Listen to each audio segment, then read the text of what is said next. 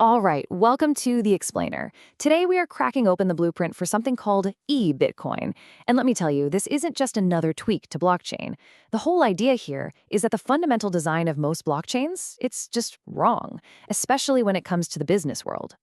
Okay, so let's get right into it. To really get what eBitcoin is all about, we first have to understand the core problem it's trying to fix.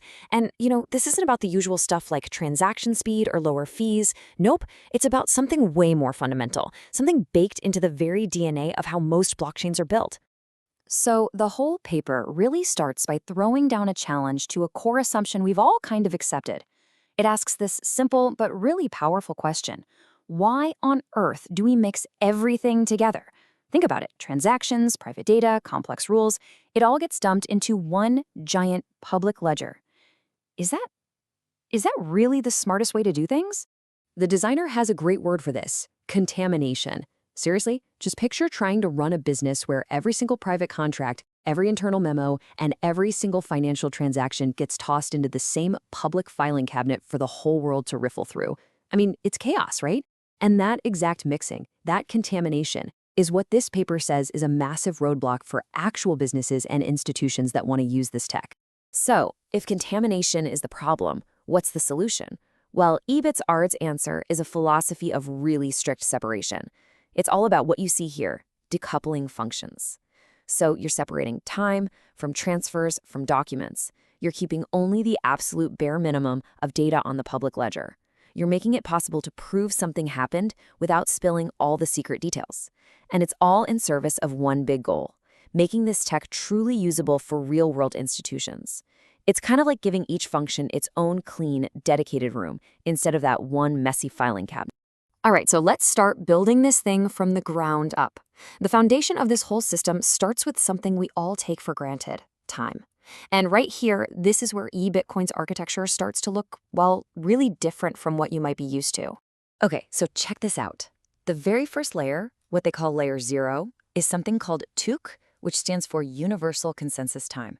The best way to think about it is like the system's independent heartbeat. It's this constant, unwavering clock for the whole network that just keeps ticking, tick, tock, second after second, no matter what else is going on. It's the rhythm track for everything. And this slide really highlights just how big a deal that is. In most blockchains, time's totally dependent on traffic. If there aren't any new transactions, the clock basically stops. The whole system just waits. But with TUC, time isn't a byproduct, it's infrastructure. It just plows forward continuously.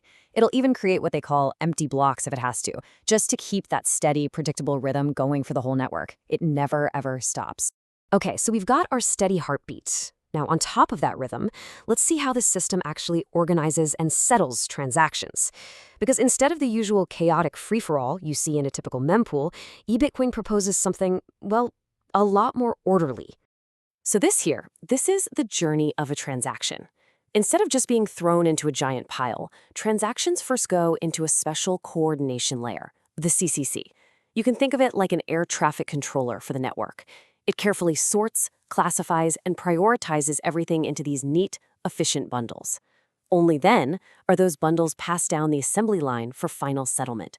See the difference? It's all about creating order before you make anything permanent. And this, right here, perfectly illustrates that principle of minimization we talked about earlier. The final public record, that layer 1 ledger, is kept incredibly clean. It's purely for accounting. It's just there to record the settlement of transfers, fees, and references. It doesn't have any of the messy, private details of the actual business deal. It just gives you an undeniable confirmation that something happened. Okay, so you're probably wondering, if all that private business data, the actual contracts, the invoices, if that stuff doesn't go on the public ledger, where in the world does it go? This is where the system gets really, really clever about privacy. The answer is a cool concept called hash paper.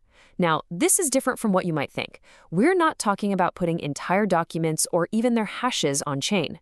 A hash paper is defined as a PGP encrypted document that by default lives completely separate from the blockchain. Its privacy is guaranteed by strong cryptography and access control, not by hoping nobody can unscramble it from a public ledger.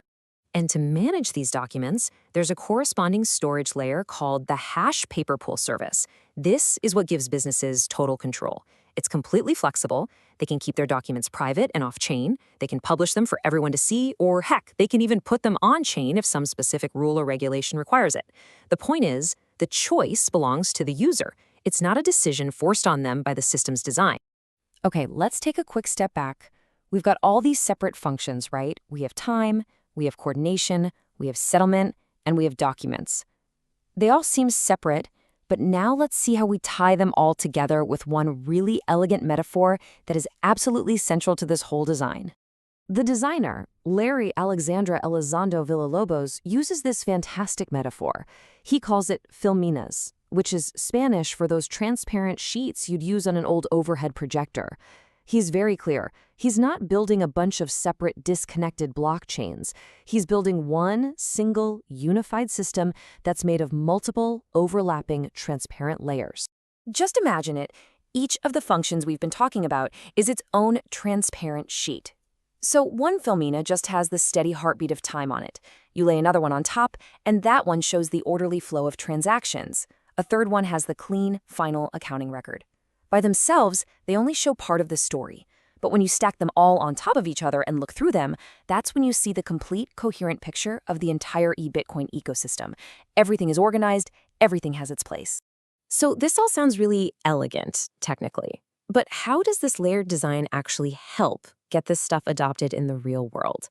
Because this whole architecture isn't just some cool academic exercise.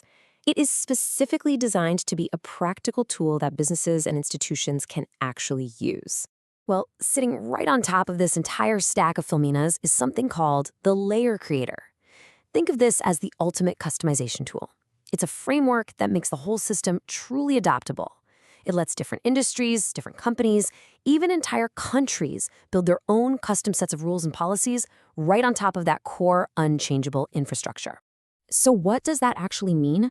Well, with this layer creator, a bank could build its own layer specifically for regulatory compliance. A government could create a layer to automatically prioritize legal or judicial transactions.